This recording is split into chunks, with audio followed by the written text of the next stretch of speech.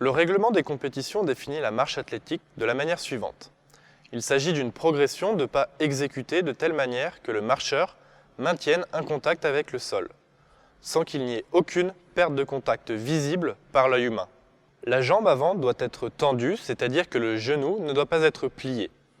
Dès l'instant du premier contact avec le sol, jusqu'à ce qu'elle se trouve en position verticale. Les images vidéo ou les ralentis ne sont pas utilisés pour juger. Seul le jugement des juges est pris en compte. Les distances en salle sont le 3000 et le 5000 mètres. En plein air, nous avons le 5000 mètres, le 10 000, le 20 000, le 50 000, le 10 km, le 20 km et le 50 km.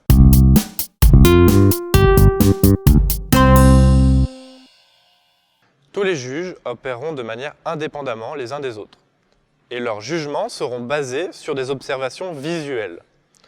Leur rôle est de mettre en garde le marcheur qui, selon leurs observations, ne respecte pas la définition de la marche athlétique. Chacun des juges doit officier dans la zone qui lui est désignée par le chef-juge.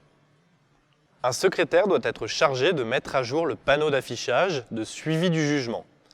Il est également chargé de contrôler les cartons rouges et rapports reçus de la part des juges de marche.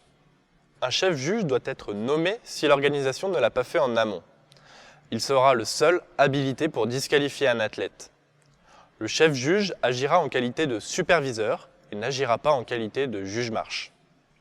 Il pourra néanmoins disqualifier un athlète dans les 100 derniers mètres de l'épreuve s'il enfreint la définition de la marche athlétique en fin de course. Dans ces conditions, l'athlète peut finir sa course et se voir notifier la décision après l'arrivée. Un ou deux chefs-juges adjoints peuvent être désignés. Ils sont présents uniquement à la notification des disqualifications et n'agiront pas en qualité de juge-marche. Pour les épreuves sur piste, il y aura maximum 6 juges, dont le chef-juge. En salle, il y aura un maximum de 5 juges, y compris le chef-juge. Et pour les épreuves sur route, entre 6 et 9 juges, dont le chef-juge, jugeront les épreuves.